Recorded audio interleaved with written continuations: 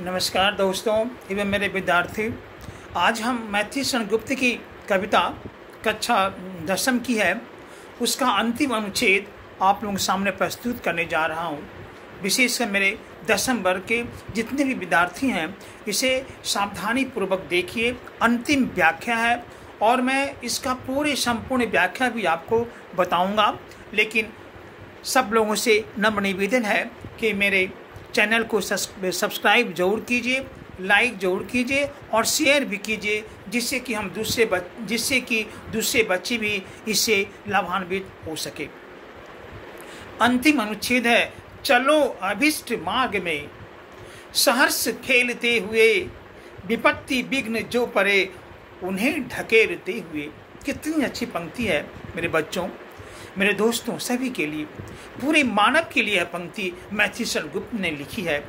चलो अभिष्ट मार्ग में, अभिष्ट मार्ग वैसी मार्ग जिसमें आपको, अभिष्ट का मतलब ही होता है वैसा मार्ग जो आपको ऐश्वर्य दे, आपको यश दे, कीर्ति दे। वैसे मार्ग पर कैसे चलो? सहर्ष, हर्ष के साथ और खेलते हुए। खेलने का मतलब क्या हुआ? क्रिकेट खेलना नहीं। इंसान खेलते हुए का मतलब क्या हुआ कि मैं उस अभिष्ट पथ पर जा रहा हूँ जो पथ असंभव है, जो पथ दुर्गम है, जो पथ कष्टदायी हो, जो पथ हमें बार बार हमारी परीक्षा लेता हो। वैसे पथ पर यदि हम चलें तो सहर्ष चलें, सहर्ष हर्ष के साथ चलें, उत्साह के साथ चलें और खेलते हुए चलें, यानी मनोरंजन करते हुए चलें। अपने दिमाग पर किसी तरह का प्रेशर नहीं डालें। तो क्या होगा? उस रास्ते पर चलोगे जहाँ तुम्हारा अभिष्ट मार्ग है, जो तुम्हारा लक्ष्य है, तो क्या क्या मिलेंगे? विपत्ति भी आएगी, विघ्न भी आएंगे। तो जो परे उन्हें ढकेलते हुए, उस विपत्ति का सामना करते हुए, उस विघ्न को का सामना करते हुए उससे आगे बढ़ना, न कि उससे घबरा जाना। याद रखना मेरे बच्चों, मेरे मित्रों, कि जो धारा के विपरीत चलता हो उसे साहसी कहते हैं। जो धारा के साथ चलता हो वह व्यक्ति भी सफल होता है, लेकिन वह साहसी नहीं कहलाता। जो धारा को चीरती हुई आगे बढ़ता है वास्तव में वही साहसी कहलाता है। जो विपरीत परिस्थिति में भी नहीं घबराता हो, कितनी भी उसे विघ्न क्यों ना आ जाए, कितनी भी रुकावट क्यों ना आ जाए, वह अपने अभिष्ट मार्ग से एक कदम भी पीछे नहीं होता हो, उसे ही कहते हैं धैर्यवान, साहसवान, शक्तिवान और कीर्तिवान कहते हैं उसी व्यक्ति को। तो अभिष्ट मार्ग, जो तुम्हारा मार्ग है, जो तुम्हारा लक्ष्य है, उस मार्ग पर तुम सहर्ष चलो, खेलते हुए चलो। कितनी भी विपत्ति विघ्न क्यों ना आ पड़े, उसे ढकेलते हुए, उसको साइड करते हुए, उसे पार करते हुए तुम आगे बढ़ते चलो। और क्या करो? घटे न हेल मेल। हाँ, हेल मिल किसको कहते हैं? मेल मिलाप, सहभागिता, एक दूसरों को सहयोग करते हुए जाना है। ऐसा नहीं है कि हम आगे निकल जाएं और आगे निकलने के चक्कर में हम अपने आगे वालों को पीछे कर दें, उसे धक्का मार कर गिरा दें। नहीं भाई, क्योंकि मानव मात्र बंधु है। जितनी मानव समाज है संसार में, इस सृष्टि पर सभी तो बंधु हैं, सभी तो बांधव है। इसलिए घटे ना, कभी भी आपस की सहयोग घटना नहीं चाहिए। और बढ़े न भिन्नता कभी, और कभी न आपस में भिन्नता बढ़े। भिन्नता में क्या हुआ? मनमुटाव, अलग, तुम अलग हो, मैं अलग हूँ। नफरत नहीं बढ़े, हेल मेल बढ़नी चाहिए, नफरत ना हो, कभी भी एक दूसरे के प्रति घृणा ना हो। क्योंकि नफरत वह चीज़ होती है जो इंसान के विवेक को खत्म कर देती है। जब इंसान का विवेक शून्य हो जाता है तो वह बुद्धिहीन हो जाता है। और समझ सकते हैं कि बुद्धिहीन व्यक्ति की क्या दशा होती है। इसलिए घटे न हेल मेल, हाँ, बढ़े न भिन्नता कभी, कहीं भिन्नता नहीं बढ़नी चाहिए। और अतर्क, एक पंथ के अतर्क में क्या होता है? जिसमें तर्क नहीं हो। अभी बहुत सारे ऐसे इंसान होते हैं ना जो बेवजह तर्क करते हैं, यानी सदमार्ग में भी, अच्छे रास्ते में भी वह तर्क करते हैं। और हमें बाधा पहुंचाने का प्रयास करते हैं। तर्क वह चीज़ है जिसका कभी अंत नहीं होता।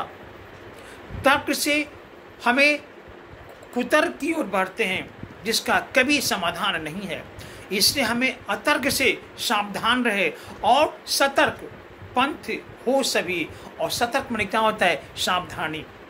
अतर्क मन होता है बिना तर्क के, और सतर्क मन क्या होता है? सावधानी पूर्वक हम आगे बढ़ते चलें अपने रास्तों पर। क्योंकि रास्ते जब आगे चलोगे ना, अपने रास्ते पर अभिष्ट पथ पर चलोगे ना, तो बहुत सारे ऐसे व्यक्ति करेंगे, तुमसे पूछेंगे और तुमसे तर्क करेंगे। अरे क्या फ़ायदा है जाने से, दूसरे को भलाई करने से क्या मिलेगा? अरे यार अपना मौज मस्ती करो ना, खाओ पियो मौज मस्ती करो। लोग करेंगे, तर्क करेंगे, लेकिन तुम सावधानी पूर्वक वैसे लोगों से बचते हुए, तर्क से बचते हुए सावधानी पूर्वक अपने पथ पर हेल मेल के साथ आगे बढ़ते जाना। क्यों? क्योंकि तभी समर्थ भाव है कि तारता हुआ तरे। कितनी अच्छी बात है मेरे मित्रों, मेरे बच्चों, याद रखना अपने जीवन में। जीवन की बहुत बड़ी कसौटी है कि तभी समर्थ भाव है। समर्थ भाव का मतलब क्या होता है? एक व्यक्ति सामर्थ्यवान का मतलब होता है जो सारी संपदा से परिपूर्ण हो, उसे समर्थ भाव कहते हैं, उसे समर्थ व्यक्ति कहते हैं। लेकिन यहाँ समर्थ भाव है, सब मने बराबर, अर्थ भाव, एक समान भाव रखने वाला, यानी सभी व्यक्तियों में एक तरह की भाव रखने वाला व्यक्ति समर्थ भाव कहलाता है। क्योंकि भावना में भिन्नता नहीं होनी चाहिए। यदि भावना में भिन्नता हो जाएगी ना, तो ये मेरा है एक तुम्हारा है, ऐसी भावना उत्पन्न हो जाएगी। और जब ये मेरा है ये तुम्हारा है, जब ऐसी भावना उत्पन्न हो जाएगी तो आपस में कटुता बढ़ जाएगी। जब आपस में कटुता बढ़ जाएगी तो फिर तो मानव जो है वह स्वार्थी बन जाएगा। इससे कभी हमें कहते हैं कि तभी समर्थ भाव है। समर्थ भाव कैसे होगा भाई? कि हम एक दूसरे को हेल मेल के साथ सहयोग करते हुए आगे बढ़ें और आपस में किसी तरह की भिन्नता नहीं रखें, और जो तर्क वितर्क से दूर रहें और सावधानी पूर्वक हम अपने रास्ते पर चलते रहें। वैसे व्यक्ति को कहते हैं समर्थ भाव रखने वाला व्यक्ति। क्या? कि तारता हुआ तरे, खुद भी तरे और दूसरों को तारते चले। तारने का मतलब क्या हुआ? कि दूसरे को भी उस बाधा से मुक्त करते चले। ऐसा ना हो कि नदी के उस पार हम खुद चले गए और दूसरे को पीछे छोड़ दिए। ऐसी भावना मत रखना। ऐसी भावना रखोगे तो फिर तो भिन्नता आ जाएगी। जब भिन्नता आ जाएगी तो सहभागिता कैसे होगी? नहीं बन पाएगी। इसलिए मेरे मित्रों और मेरे दोस्तों, खुद तरो और दूसरों को तारते हुए आगे बढ़ो। तभी तो कहा गया है वही मनुष्य है जो मनुष्य के लिए मरे। वास्तव में मनुष्य वही है जो मनुष्य के लिए, मनुष्य समाज के लिए वह मरता हो और दूसरे के काम में आता हो। वास्तव में वही मनुष्य है।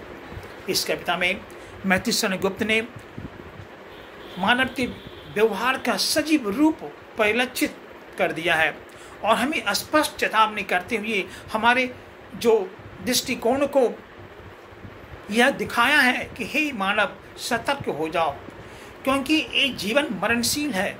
लेकिन मृत्यु से डरो नहीं, मरो, लेकिन कैसे मरो?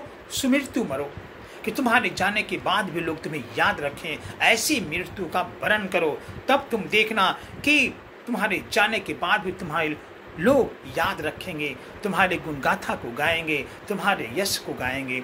इसलिए हमें एक दूसरे को उपकार उदार बन के करना चाहिए और उपकार करने के बाद हमें उसकी तरफ ध्यान ना देना चाहिए, क्योंकि तो मेरा परम कर्तव्य है दूसरों की भलाई करना, और स्वयं भी बाधा से मुक्त हो, दूसरे को भी बाधा से मुक्त करो। प्रस्तुत पंक्तियों का या प्रस्तुत कविता का मूल्य भाव यही है कि हे मानव, हम खुद इस बाधा से दूर हों और दूसरों को भी इस बाधा से दूर करें। यानी जिए तो खुद के लिए नहीं बल्कि दूसरों के लिए जिए। तभी तो पहले पंक्ति में कवि ने कहा है कि मरो परंतु यो मरो, कि याद जो करे सभी। इस संसार में उसी व्यक्ति को याद करता है। किसको याद करता है?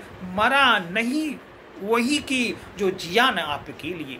जो व्यक्ति अपने लिए नहीं जीता हो संसार में, उसी व्यक्ति को लोग याद रखते हैं और वही व्यक्ति अमरता को प्राप्त करता है। वह व्यक्ति कभी मरता नहीं है। इसलिए मेरे मित्रों एवं मेरे छात्रों, मैं आप लोगों से यह अनुरोध करूंगा कि यह देश का भविष्य तो आपके ऊपर है, इसलिए इन बातों पर ध्यान देते हुए इसे आत्मसात करें और अधिक से अधिक आप अपने मन में विकार को हटाएं और मन को निर्मल बनाएं। यही हमारी सबसे निवेदन है। धन्यवाद।